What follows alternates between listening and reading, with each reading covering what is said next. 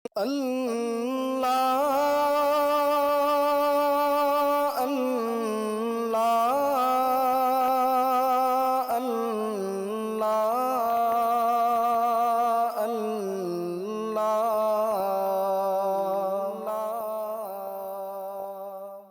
اللہ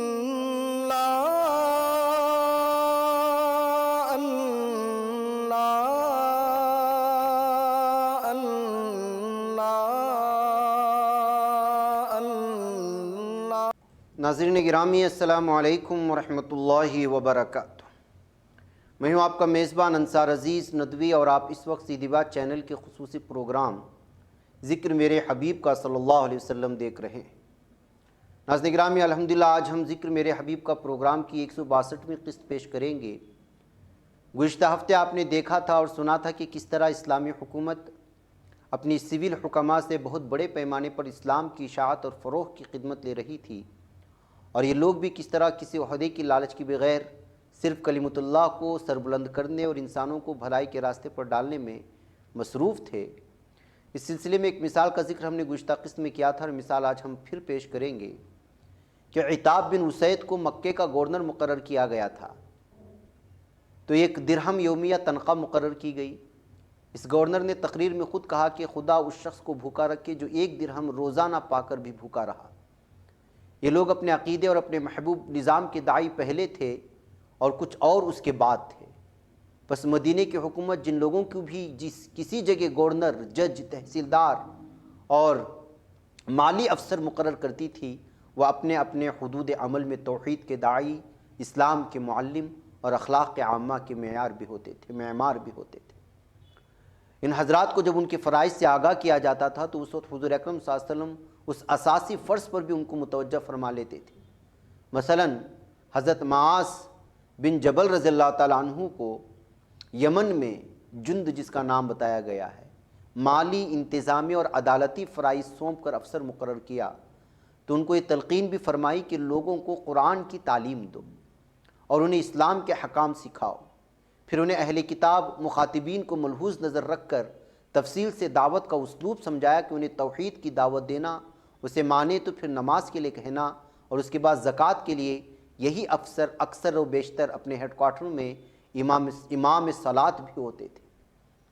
البتہ بڑی آبادیوں میں جہاں تقسیم فرائض ناگزیر ہوتی، وہاں انتظامی افسروں کے ساتھ مستقل ائمہ صلاۃ کا تقرر بھی کیا جاتا، جیسے کہ حضرت عتاب بن اسید مکہ میں، حضرت عثمان ابن ابی العاص طائف میں، اور حضرت ابو زید انصاری رضی اللہ تعالیٰ عنہم اجمعین عمان میں معمور ہوئے۔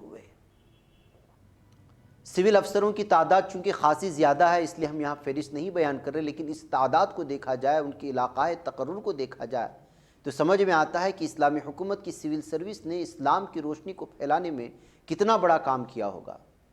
پھر یہ داعیان حق اپنی افسری میں اس عام تصور سے بالکل مختلف تھے جو اس وقت پھیلا ہوا ہوگا۔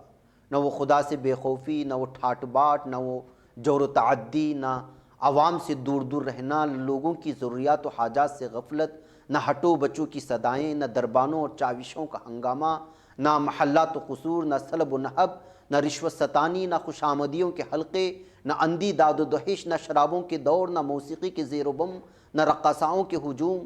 یہ سول افسر بالکل نئے قسم کے افسر تھے، یہ حاکم نئے انداز کے حاکم تھے۔ لوگوں کے لیے ان کی حکومت کا تجربہ بالکل نیا تجربہ تھا۔ کم تنخواہیں لینے والے، سادہ گزر بسر کرنے والے، دیانتداری سے فرائض ادا کرنے والے، رعایا سے رحم و کرم رکھنے والے، بے لاگ انصاف پر چلنے والے، اور پھر اپنے خدا کے سچے پرستار۔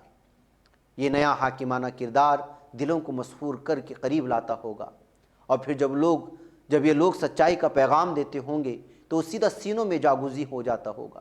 چنانچہ یہ امر واقعہ ہے کہ حضرت موسیٰ اشعری رضی اللہ تعالیٰ عنہ کو علاقہ زبید و عدن کا حاکم مقرر کیا گیا، تو انہوں نے اتنا اثر ڈالا کہ وہ لوگ دائرہ اسلام میں شامل ہوئے، اور اسی خوشی میں انہوں نے 4000 غلام آزاد کی۔ گویا حکومت کی سول محکمے اس سرگرمی اور یکجہتی سے متواتر کام کر رہے تھے، اور اسی وسیع پیمانے کی تعلیمی مہم کا نتیجہ تھا کہ عرب کی بعید ترین آبادیوں میں صرف سیاسی نہیں، ذہنی اور قلبی انقلاب رونما ہوتا چلا گیا، اور اسی کے ساتھ ساتھ اخلاقی لحاظ سے کایا پلٹ گئی۔ بالآخر عرب کا اجتماعی انسان بدل کر بالکل نئے روپ میں ابھرا۔ عرب کی کثیر التعداد بدوی آبادی تو بالعموم بالکل ہی خستہ حال تھی، اور بیشتر صحرائی قبائل خانہ بدوش رہتے اور مویشیوں سے حاصل شدہ قلیل معیشت کے ساتھ مسلح لوٹ مار کا پیشہ اختیار کر لیتے۔ شہریوں سے دور اعرابیوں کی مقیم قبائل کی حالت بھی پتلی تھی، ان کے اندر کی شیوخ اور سردار معاشی جدوجہد کے بیشتر ثمرات لے اٹھتے۔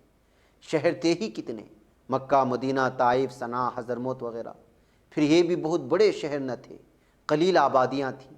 یہ قلیل آبادیاں بحیثیت مجموعی خوشحال تھیں، مگر خود ان میں بھی بالائی اور زیریں طبقات تھے۔ بالائی طبقے زیریں طبقات سے بھی ان کا حق نچوڑ لے جاتے تھے۔